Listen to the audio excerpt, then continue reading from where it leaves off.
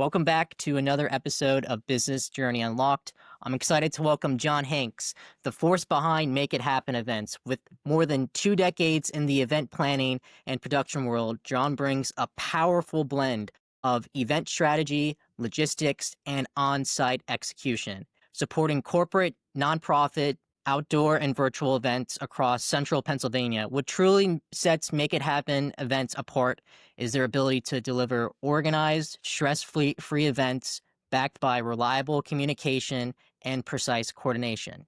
John, thank you so much for joining me. I know you'll explain yourself far better than I ever could, so I'll let you take it from here. Hey, you did a good job, Kevin, and congratulations on your new project. This is exciting for you.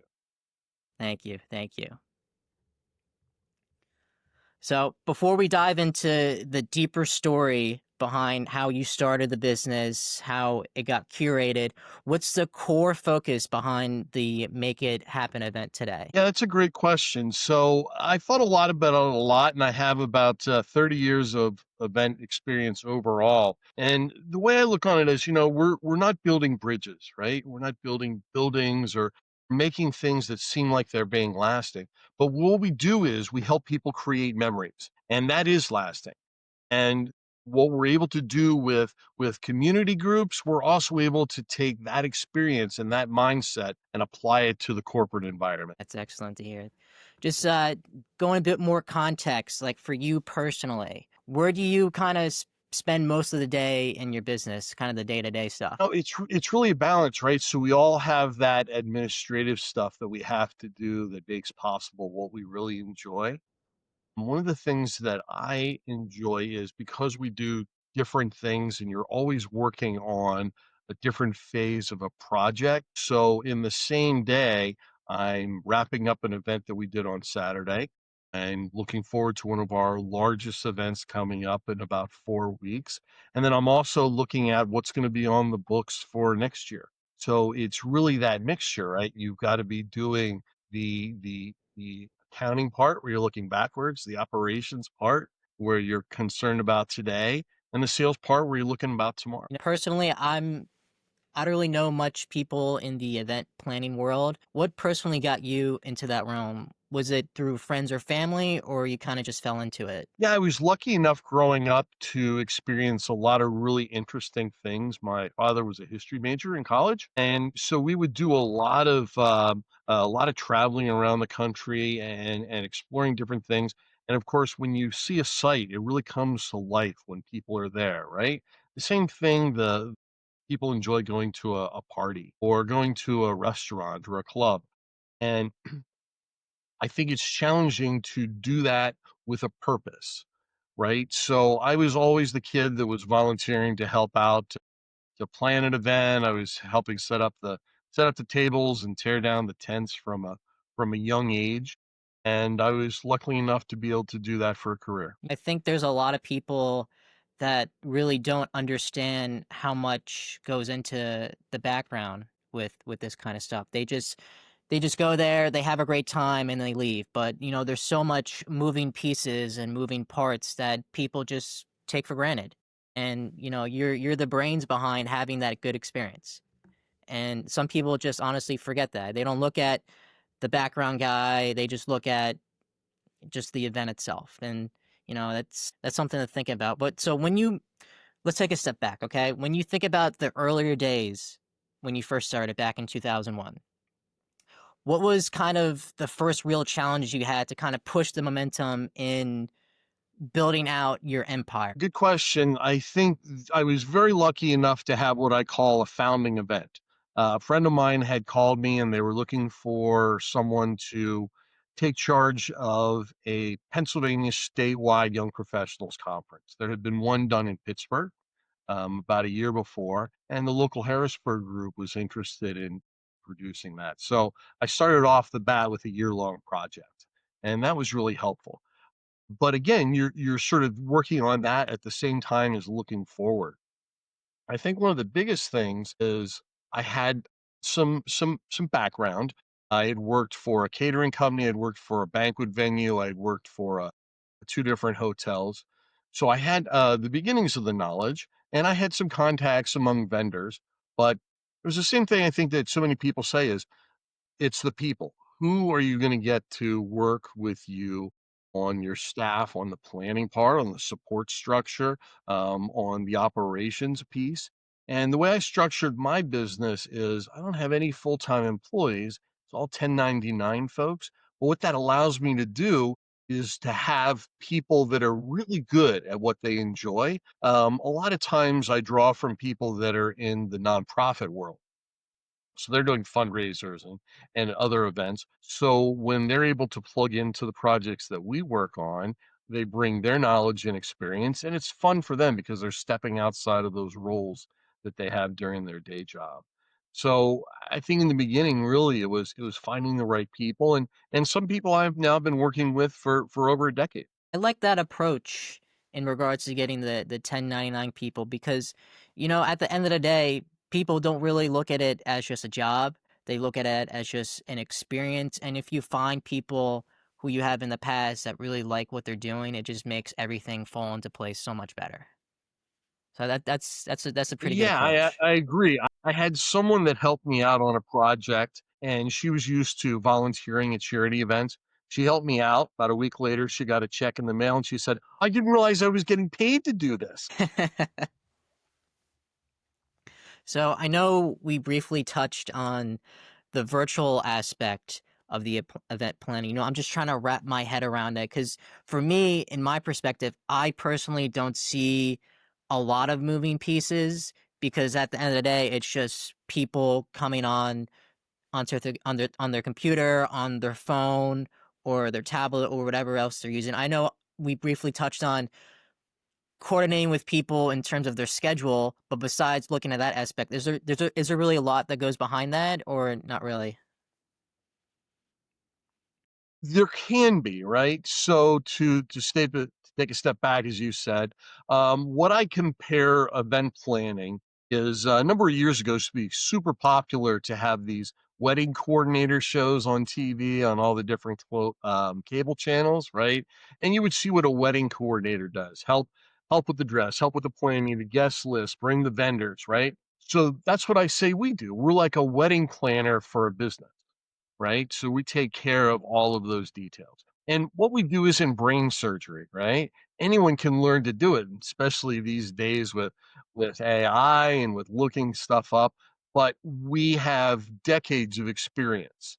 And whether you're a person planning something or a business, so this past weekend, perfect example, we helped a corporation celebrate. One of their staff could have taken time to do it, but that would be taking them off mission. Whereas by working with us, we were able to, you tell me what you want, I can bring my suggestions. Here's the vendors that we can have to bring it in, and we created a little mini carnival for about 200 people, and that's how we celebrated. Getting back to your question about the virtual, so really that was a practical response to the COVID years, right? Um, Rightly so, many of the people were able to turn to restaurants and say, what is the takeout version, right? How can we support these places? Live events, we didn't have a lot of those options, right? Some of our events we were able to make outdoors. We did a drive-through Hispanic Heritage Festival, which was kind of an interesting experience. But going into the online was a way that we could take some of our regular clients and some of their regular events and figure out how do you make that. I think one of the most successful that we did was working with Mr. Pennsylvania Football Foundation. So they do an annual awards program that honors high school football players from across Pennsylvania. And typically, before COVID, we would have a D1 coach, you'd have a ballroom full of 300 people, and kind of your normal banquet. But how do you do that online? And that was interesting, figuring out the technology, how to integrate it, that it was a combination of pre-recorded and live stuff. And how do you then bring in each of those potential award winners, the MC, the different speakers? So it was really juggling all of those pieces. It was like producing a television show on a much smaller budget and with much less technology. With the advent of technology, do you think with we're going on COVID now, do you think if computers, virtual events, if those weren't a thing, do you think your business would have survived? within those COVID years? Because I know there's a lot of businesses that, they had to shut down because they weren't getting a lot of revenue. We did take a number of events and created an outdoor version of it. I mentioned the Hispanic Heritage Festival, which we've been doing for a number of Right, years. right. So we were able to recraft that. So typically that's a street festival, draws about 2,500 people. And we created a drive-through experience at one of the local high schools. And we were trying to figure out exactly what it is. And it dawned on me an old favorite ride from Disney World, right? In Disneyland, It's a Small World. So what we created was It's a Small Latino World. And each sponsor and each space station and each country, as you progress through this, and then instead of our street vendors selling food that we typically have, we had a number of restaurants that were set up. So you were given a menu. You could look at that menu, call ahead, and that person would bring your food to the curb when you came to their restaurant. It was so popular. There was a lot of people that wanted to keep doing it the following year instead of going back to the street festival. So I think we could have survived without the virtual. It's like anything, right? You adapt and overcome with the circumstances. With anything, you're pivoting, right? So it's just you gotta adapt and react to everything. But yeah, honestly, once COVID happened, everybody was indoors. It was very hard to connect with people. Going on that aspect, how you had those outdoor events, I think that really allowed people to kind of settle down, relax, kind of get out of their defensive state and kind of have some fun. It really reinforced the necessity of human contact, right? It showed that we're social people and we're looking for that contact with people. So regarding like the shifting, like what major shifts are you personally seeing in the event industry right now? And how are those changes kind of shaping the way, besides like if you look at virtual events, let's take that out of the equation right now. Do you really see anything else kind of shaping the industry world? Yeah, it's been interesting to see. It's tied in a lot of the work from home, right? Where people are disconnected.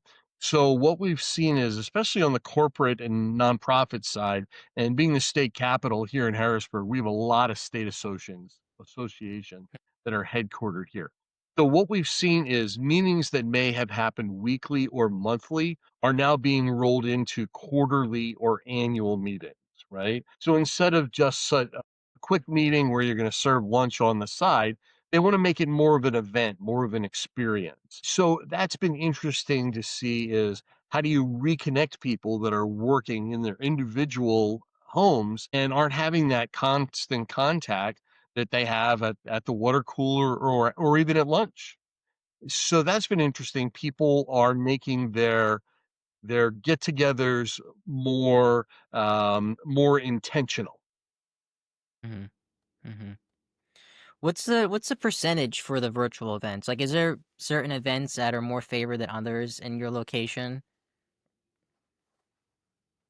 So I'm a people person, right? And I'll be the first to admit when we were able to, we backed off of the virtual events. It's still something that we do because there's a market for it and there's a need for it, and certain clients, it's helpful for them to do it. And we don't mind doing it, but there's still something just about seeing a room full of people or a street closed down and blocks full of people that's special. But virtual events are a tool, right? A lot of people say, "Well, did you replace virtual events with in-person events?" No, it's just a matter of knowing which tool in your toolbox to appropriately use. You always want to be cautious to say, "I've seen everything," right? Because that's when something's going to come up and smack you in the back of the head.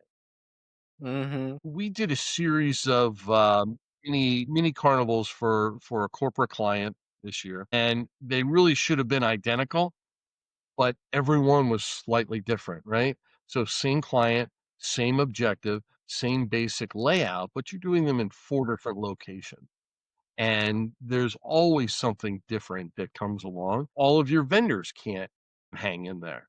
You have someone says, "I can do 1, 2, and 4, but not 3." So, okay, you've gotta switch someone out and bring someone in. But I think on the planning process. I've made a lot of mistakes and hopefully I learned from them, right? You do something that you think's going to work and you say I'm definitely never doing that again. So you learn by negative reinforcement as much as positive reinforcement.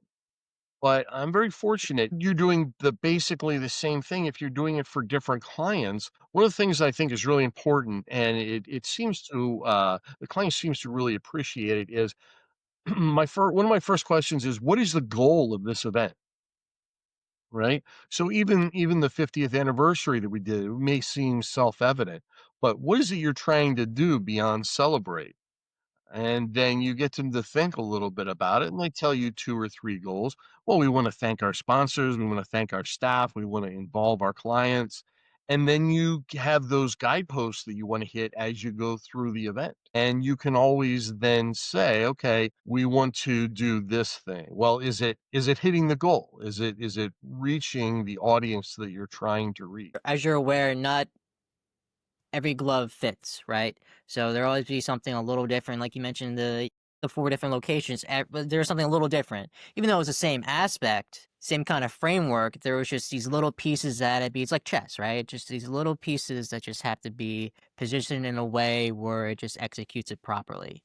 So going back to when you first started, there's been a lot of development in the internet, in the way that we connect now, and there probably was so much growth that happened in your company, so much different aspects, the pivoting, as we mentioned. What's the next stages for your company in terms of growth? So just like everyone, I'm trying to figure out AI, right? How can it, beyond it being interesting and making silly photos, how can I apply it to my business that it's going to be practical, it's going to help me and help my customers. So I can't say I figured that out yet, but I was just having lunch with a friend, and she has adopted it in her business and was showing me some success, and that's been really interesting to see, right? And I stay in touch with a lot of trade type organizations, media. Of course, you don't get newsletters or magazines anymore, but the digital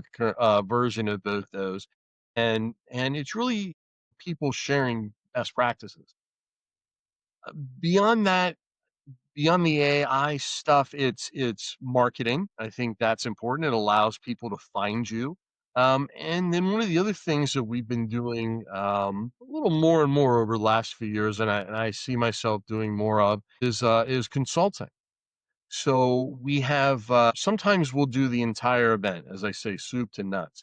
But other times people want us to just do a tiny piece. Hey, just handle our exhibitors. Handle our site selection. Just handle our registration, whatever it might be. And that's been interesting. It's you have to hold yourself back because you want to jump in and be part of everything. But a lot of times it's learning how to work with staff and knowing how to hand off the pieces, right? Get the information to do what you're supposed to do and then hand it back to someone else so they can do their piece. But from that experience, I've been starting to do some just outright consulting by the hour over the phone or like this, where you're talking people through. And I think one of the things that I'm able to help them do most is help them figure out, why are they doing this event, right? So everyone wants to think how they're doing the event, but why are you doing it? When it comes to outdoor events, and we do large ones, we have our biggest event of the year is coming up. It's a Christkindl market, German outdoor markets coming up in December. We'll have somewhere between 8 and 10,000 people there, right? So it's a lot of things, and you're creating, think of it like creating an amusement park or a mall for Christmas, setting it up and tearing it down in one day and opening the streets, right? So the logistics on that are amazing. And I've got a guy, Chris London, who's fantastic. I mean, he is really good about those logistics. But before you even get to that point, you want to say, well, why is it you're trying to do this? And that's where I think some of the consulting that I've been doing has really landed is, don't don't jump in for an outdoor event. First thing they want to see is, show me a map of my event. Well, I don't even know what you're going to be doing there yet. How can I draw you a map? right? We don't know the elements. Same thing, we need a caterer. Well, what is it you're looking to do? I don't mean the type of food, but what do is it a snack? Is it the main focus? Is it, what is it you're trying to do? Because I work with a bunch of caterers, and depending on what need you're trying to fill, you slot in the appropriate vendor. So that's I think is going to be a growth in the future, is doing some consulting and helping people with the how, which is important, but the why they're trying to do it. People just don't understand how much really goes into it, right? They just think you're gonna show up, you're gonna put food down, you're gonna put some chairs down and be like, "That's it." Like, no, there's so much that goes behind the scene. There's a lot of phone calls, there's a lot of delegation, there's a lot of coordinating, scheduling that, again, people just take for granted. And it really is about having a great team. As I said, I've got a number of people I've been working with for the better part of 10 years, and that's really helpful. It's so much about logistics, right? So in the military, they say the professionals talk about the logistics, right? Amateurs talk tactics and field tactics, and professionals talk logistics. And it's really a big puzzle, right? So if you're going to be serving a plate of food, well, where's the food coming from, right? Where's the plate coming from? To have the plate, you've got to have a tablecloth. To put the tablecloth in, you've got to put a table down first. To have a table, you've got to put the tent in. So scheduling not only what you're doing, but the proper order that all has to happen in, and then how it all comes out, right? You can't just walk away from it when people leave. Is how do you take everything down and return it to the way it was before?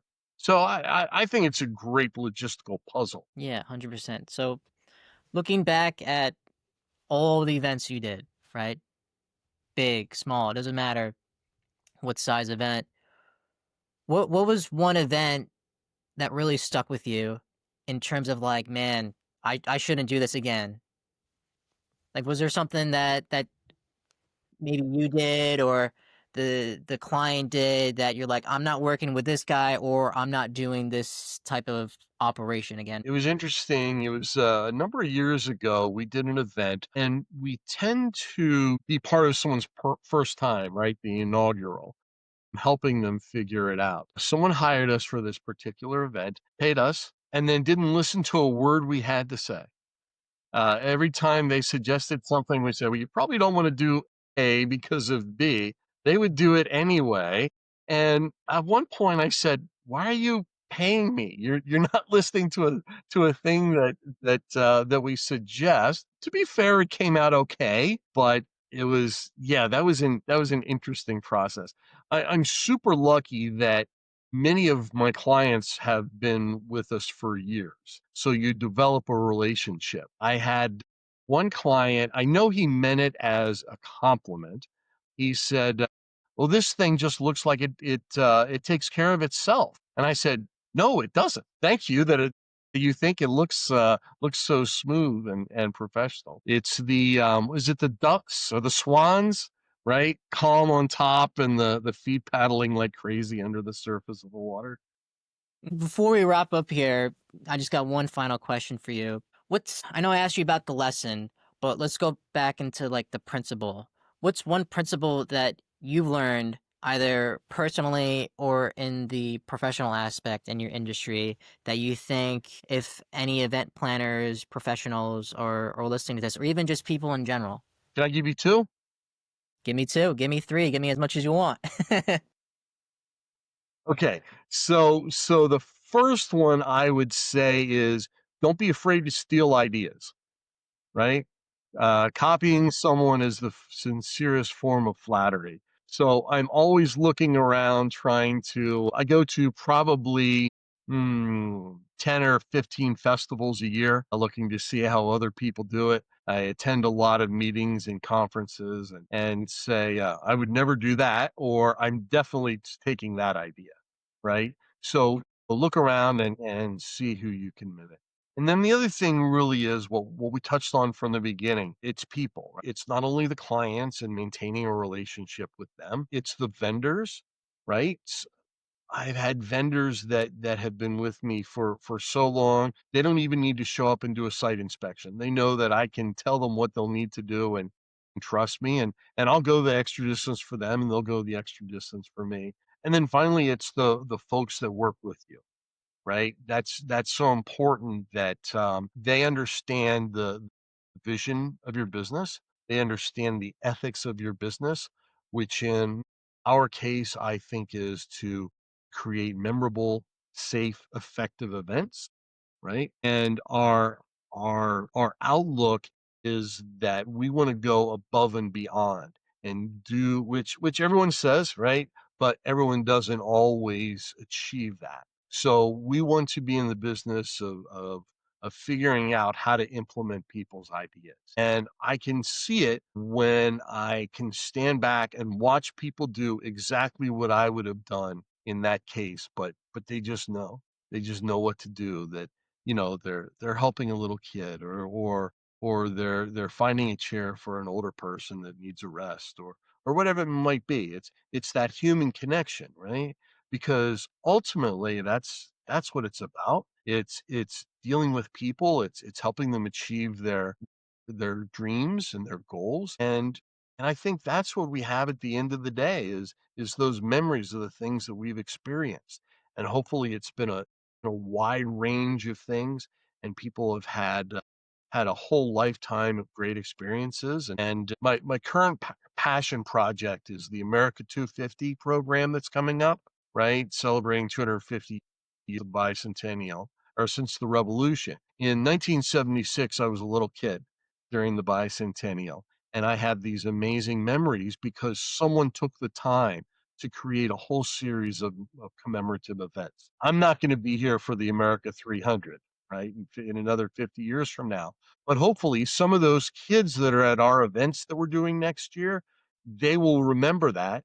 And hopefully, some of them will be event planners for America 300 in another 50 years. Yeah, sparking the next generation. That's excellent. I really appreciate you taking the time and sharing your journey today. For anyone who's watching this, how can they get connected to you and learn more about what you do or even book events? Sure, they can find us on our website at Make It Happen Events with an S, makeithappenevents.com. We're on sort of the normal social media too, but you can find us on the website. And I appreciate the time, Kevin. It's been great chatting with you, and it's I it's appreciate it's it too. fun to help share to share my knowledge. I'm reached at the point in my career and my life where I'm trying to share what I've learned, and hopefully others can benefit from it. So thanks for the Yeah, opportunity. sharing the wisdom. Yeah, 100%. Well, thank you again for listening to Business Journey Unlocked. Be sure to like and follow and stay tuned for more conversations with other founders. Thank you.